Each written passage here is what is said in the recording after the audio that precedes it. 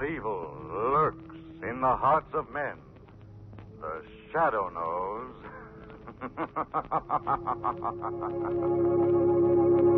Blue Coal presents one of radio's most famous features, The Shadow. The story of the mystery man who strikes terror into the very hearts of shopsters, lawbreakers, and criminals. Today we present The Shadow in one of his most remarkable adventures. A modern mystery of science and crime, The Phantom Voice.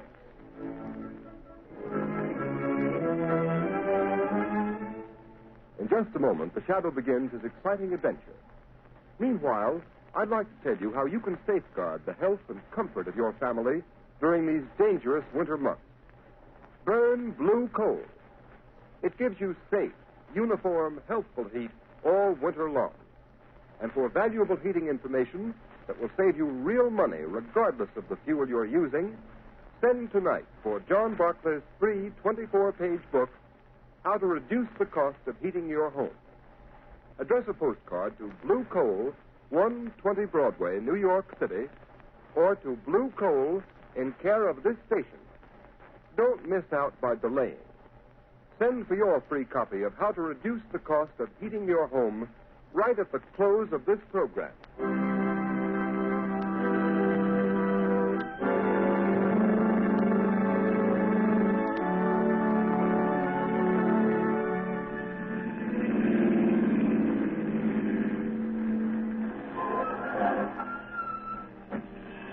Here we are, Margot. Let me help you on. All right. Thank you, Lamont. This way, Margot. Lamont Cranston, where on earth are you taking me? We're on our way to the criminal court, Margot. The criminal court? Oh, a murder trial. This isn't a murder trial. Unless I'm badly mistaken, we're going to witness an assassination. What? An assassination. The assassination of the character and reputation of one of the most outstanding public men in America today. Oh, you mean Senator Durham? Yes. Say, I've been reading about his trial in the papers. They've certainly unearthed plenty of evidence that he accepted that bribe. Unless I've made a mistake in character analysis, that evidence is forged. Durham is more than a political figure, Margot. He's a statesman. He has an independent income. He's devoted his life to unselfish public service. Oh, he's a very wealthy man. Yes, Margot. Senator Durham has given away 10 times the amount of money he's accused of taking as a bribe. Well, if that's true, Lamont, the whole thing doesn't make sense. Why should a man like that take a 15-year prison term for taking a bribe he didn't need? That's the point that worries me. Incidentally, didn't I see that the prosecution expects to spring a surprise bit of evidence today? Exactly. That's why we're here. Come along, Margot. Court's already in session.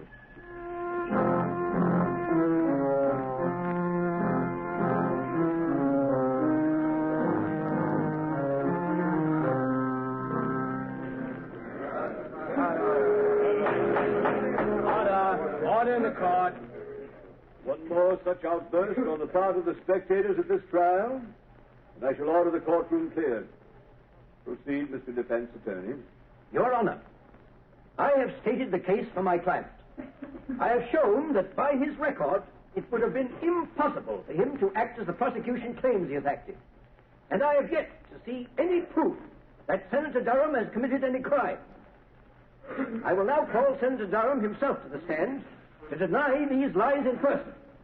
Senator Durham to the stand. Here I am. You swear to tell the truth, the whole truth, and nothing but the truth, so help you God? I do. Proceed with the examination. Senator, you have heard the prosecution's accusations that you did at some time during last December accept a bribe from the late Mario Rinaldi. Yes. What is your answer? I never accepted a bribe from anyone. My answer is the whole thing is a pack of lies. Order! Order in the court. Your witness. Senator Durham, you deny that on the 16th of December last, you received a visit from the late Mario Rinaldi in your room at the Maximilian Hotel? Why, no. He came to see me, and I told... Confine yourself to specific answers. Gentlemen of the jury, the defense has made much of the senator's long and seemingly illustrious career of public service. They would have you believe that, like Caesar's wife, the defendant, Senator Durham, is above suspicion. They paraded witnesses to the stand who've told you of his philanthropies, of his unselfish devotion to public service, of his blameless personal life in the past. That we do not contest, refute, nor deny. But unfortunately for Senator Durham, he is not being tried for his past. We, the prosecution, need but one more bit of evidence to complete our case. We have that evidence. Order in the court. I beg leave to show the jury a soundtrack motion picture of a meeting between the defendant and the late Mario Rinaldi, whose bribe of $50,000 paid to the defendant is the basis upon which this case was brought to trial. Order in the court. Has this motion picture a direct bearing on this case, Mr. Prosecutor? It has, Your Honor. Has the counsel for the defense any objection to the introduction of this type of evidence without due notice? Senator Durham has nothing whatever to fear from the introduction of any authentic motion picture record of any meeting of Mario Rinaldi and himself, even though the picture was made without the senator's knowledge. Very well. The projection equipment is in the courtroom. Will you order the shades drawn and the lights extinguished? Court attendants will please draw the shades. Again, I caution the spectators against any outbursts of any kind. Furthermore, no one will be allowed to leave the court until the introduction of this evidence is complete. You may proceed, Mr. Prosecutor. With the court's permission, we will place the screen in full view of the jury. Your Honor, Counsel for the defense has a question. for the sake of the record, will the prosecution state at whose request this motion picture was made? It was made at the request of Anthony Vogel, an attorney of this city. For what reason? As a citizen interested in public welfare. Very well. Now, if the attendant will turn out the lights. Order. Silence in the court. The prosecution will submit affidavits to prove that this is an authentic film record of a meeting between Senator Durham and Mario Rinaldi on the evening of December 16th.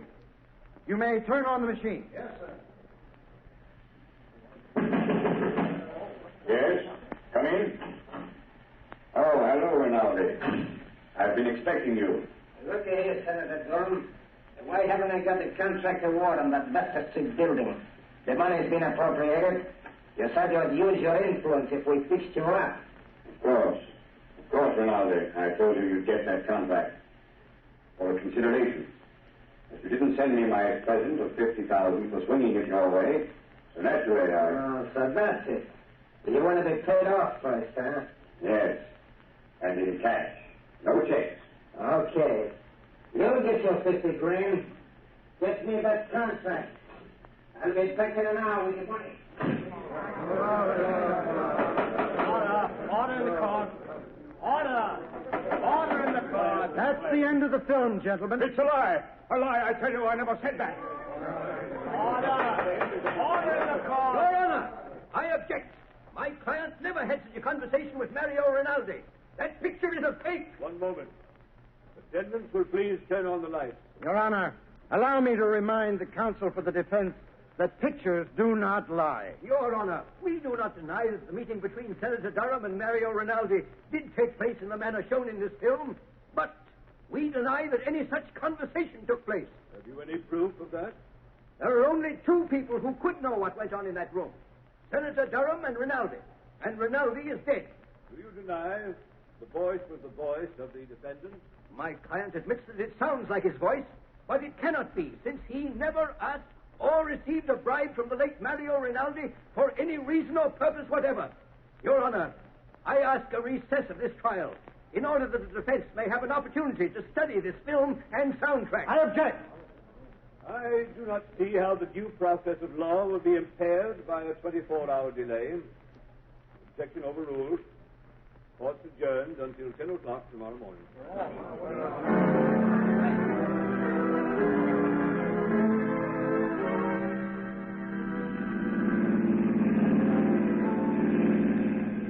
Lamont, after seeing that talking picture of Senator Durham meeting Rinaldi and practically demanding a bribe, how can anyone doubt his guilt? Margot, the Greeks had a philosophy that ran something like this.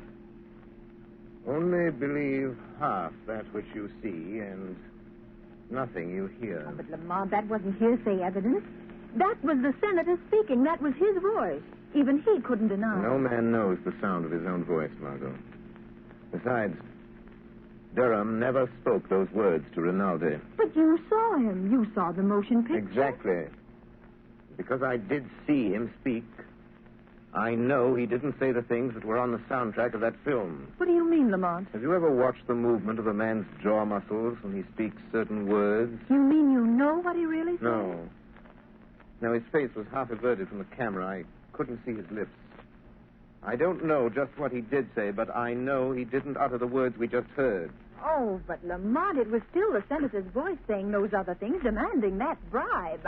I'd swear to it. Yes, and so will the jury, Margot. Unless something is done within the next 24 hours, one of the finest men in this country, an innocent man, Senator Durham, is going to be railroaded into prison for 15 years by his political enemies. I'm stopping here, Margot. I want you to wait in the car, please. All right. The lawyer's building. What are you going to do here, Lamont? I'm going up to the 25th floor, Margot. The Shadow has an appointment with one of the most crooked lawyers in this city. Anthony Vogel, who was so interested in the public welfare that he went to the trouble of having a sound camera planted in Senator Durham's hotel suite the night of December 16th.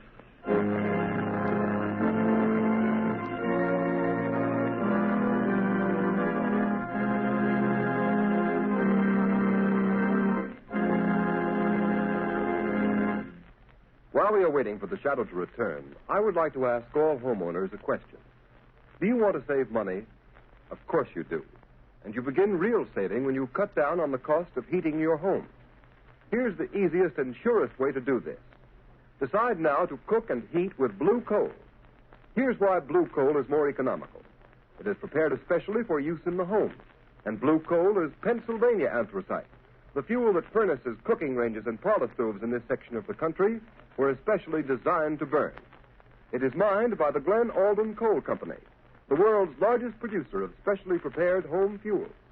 And every carload of blue coal is laboratory tested for purity and size before shipment. And you can always be sure of getting this superior home fuel because it is tinted with an unmistakable blue color so that you can easily identify it at a glance. In Waverly, New York and vicinity, blue coal sales so far this winter are 27% ahead of sales for the same period a year ago. This increase in sales is because Waverly families have found out that blue coal does all I say it will do. So I urge all families throughout this region to try blue coal. Order a trial ton tomorrow. Ask for blue coal by name in any one of 4 sizes: egg, stove, chestnut, or pea. You will find the name of your nearest blue coal dealer listed in the Where to Buy It section of your classified telephone directory under the name Blue Coal.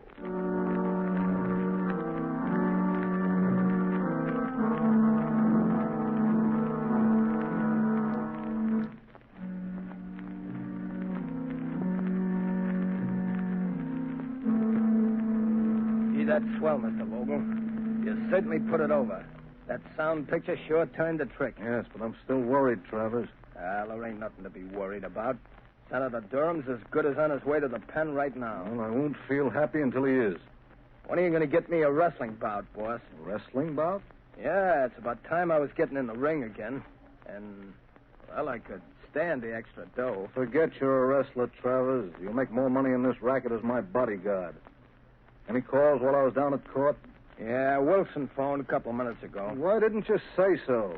Well, you didn't ask me. What did he want? I wanted to talk to you. Hey, what do you suppose he wants? Dough? I've paid him all he's going to get. Say, maybe he's read in the afternoon papers what we're really using that soundtrack for. If he gets white-livered and talks... Well, maybe we should fix him so he can't talk, huh, boss? What do you mean? Well, he could fall out of that 15-story apartment of his, accidental-like. He'd only have to fall once. It might be a good plan. Okay, you want me to go over there now and take care of it, boss? No, there's no sense doing anything about him until we have to. But at the first sign of anybody getting wise to what we're doing, then we'll arrange a neat little accident for friend Wilson. Well, now let's take a look at that Wesley murder case. One case at a time, Mr. Vogel. What was that? Suppose we review the evidence of the case against Senator Durham. What sort of devil's trick is this? Who are you?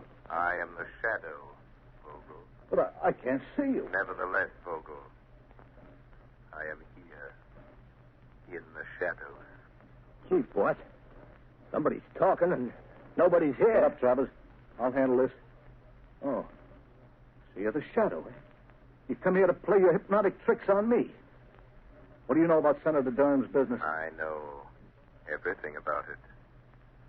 I've been listening to your interesting conversation about this Mr. Wilson. He seems to play an important part in your case against Senator Durham. Listen, Shadow, I've heard plenty about you. I don't want to fight you. How much do you want to keep out of this? Always the fixer. How much, Shadow? There isn't enough money in the world to cover up what you're trying to do, Vogel. Who is this man?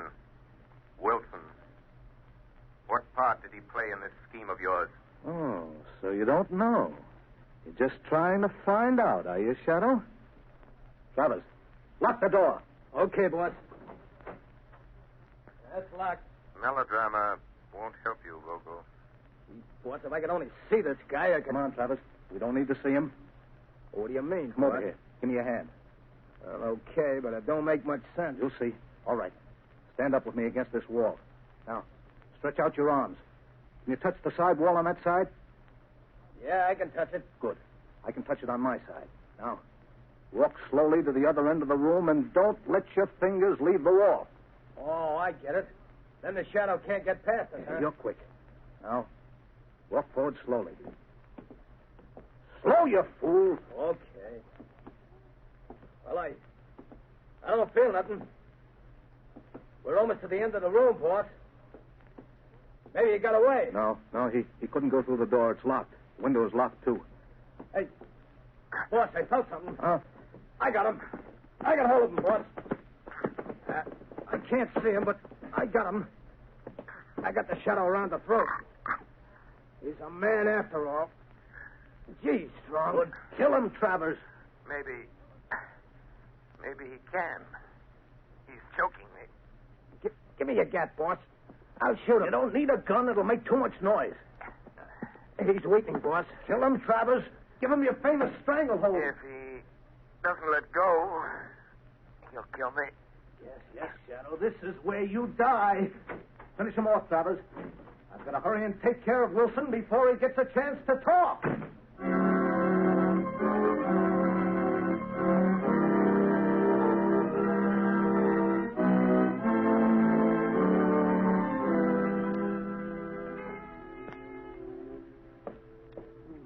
wonder who that can be. Oh, good evening, Mr. Vogel. Hello, Wilson. I hear you were trying to get hold of me earlier this evening. Yes, that's right. I want to talk to you. Won't you come in? Are you alone? Oh, yes. Good. Mr. Vogel, when you asked me to do some work for you, I didn't ask to know what you were going to do with it. I needed the money for my wife, Alice, and kids, and You got paid, didn't you? Yes, but... Well, all this stuff in the papers, Mr. Vogel, about the... Frankly, I don't like it. Oh, you don't? Having a little attack of conscience, Wilson? Well, doing a job is one thing, but sending a man away to prison on a false charge is something else. So I intended to tell you that... Tell me what? Well, tell you that I refuse to let it go on any further. Oh, you refuse? Yes. After all, Mr. Vogel, if I tell what I know about... Well, what are you going to do about it? Just this. Don't move, Wilson. Put that gun down. Don't be a fool, Vogel. I'm not the fool, Wilson. Now, turn your back to me. That's right. What are you going to do? I'm going to assist at a little accident. Now, walk to that window. Wait. You can't do this to me. You can't. Walk. Okay. Now, open the window. All right, Wilson. Climb up on the windowsill. Just a moment, Mr. Vogel. The shadow. I thought Travers took care of you. You thought Travers took care of me, did you, Vogel? Well, I admit he's a good wrestler. But there was one little hold, Vogel, I learned in the Orient. But he didn't know. He had me beaten for a moment. It was my one chance to get you to lead me to Wilson. You mean you followed me here? Yes. Yes, I followed you here. It wasn't very difficult to get away from Mr. Travers. It seems I arrived just in time for my proof. In time? No. There, Shadow, there's your proof lying dead on the floor. You're crazy, Vogel. You're a fool. You'll get the chair for this. I'm not as crazy as you think. So I'm a fool, am I, Shadow? Now, you're the fool for coming here. You're the fool the police will find locked in this room with Wilson's dead body. They'll find you. I'll see that they do. And here's the gun you killed him with. Why don't you try the window, Shadow? It's only 15 stories to the floor. Shadow. Shadow. Wilson. Wilson, tell me. Quick. I'm done for. Quick. Oh. Quick, Wilson. Give me the proof. The proof, Wilson. Proof. The proof that you framed Senator Durham. Proof. Senator Durham. Come on, Wilson. Come on.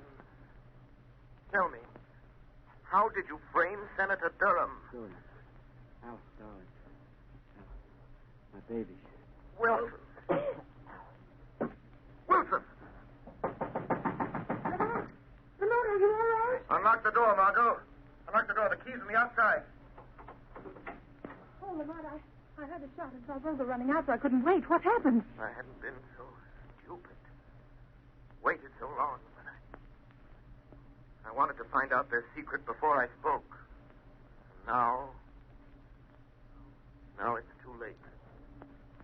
Wilson is unconscious, I'm afraid. Dying. Vogel has outwitted me. After all. That's it, Vogel. Shot me. You cold blooded. He shot me. I'm burning for it. Wilson, listen to me. Listen and think. Think. Tell me. How did you frame Senator Durham? Tell me that, Wilson. Tell me that, and I'll see that Vogel pays for doing this to you. Senator Durham, now I remember. I'll show you. Help me into the next room. I'll show you. I will help you. Easy now. Yeah. Easy. I'll get on the other side. Why, look. It's a recording studio. Yeah, that's right. It's my hobby. I'm an actor. Impersonator by profession. An impersonator? Yes. Help me to that chair by the turntable. I impersonate people. I've imitated Senator Durham's voice dozens of times. Quick. Hand me the microphone. Turn on the switch. There, I can't hold out much longer. Here's the microphone. Just drop that needle on the wax record. Turn the switch. This is you, Wilson, speaking. I've just been shot by Anthony Vogel. He hired me to...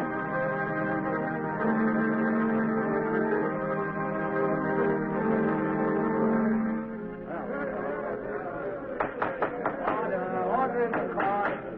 Your Honor, I move that the case against my client, Senator Durham, be dismissed. On what grounds? On the evidence contained on this record found in the apartment of the late Hugh Wilson, the radio and stage impersonator who was found shot in his apartment last night.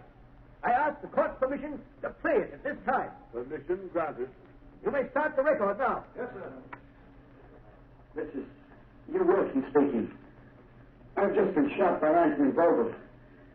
He hired me to impersonate the voice of Senator Durham. It's my voice on the soundtrack of the picture shown at Senator Durham's trial. I'll show how I did it. Listen.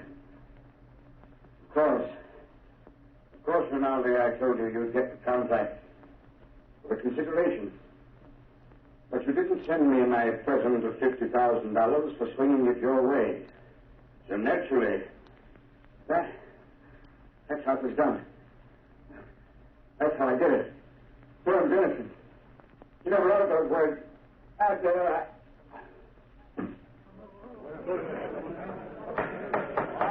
Order in the court.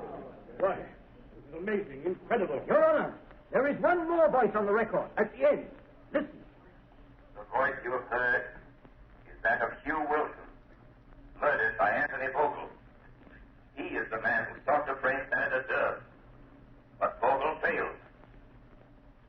the end, all crime must fail. And all criminals pay the penalty of death. Order in the court. Whose voice was that? That, Your Honor, is the voice of the man to whom Senator Durham owes his vindication. The voice of the shadow.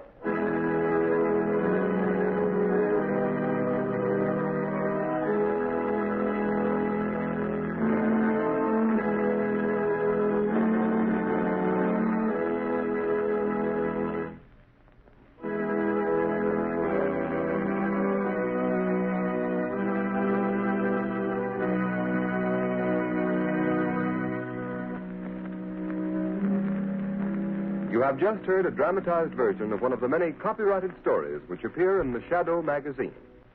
All the characters and all the places named are fictitious. Any similarity to persons living or dead is purely coincidental.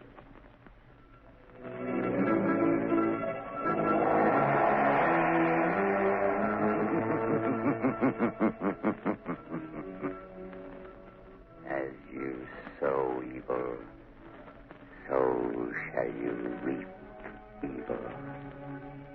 Crime does not pay. The shadow knows.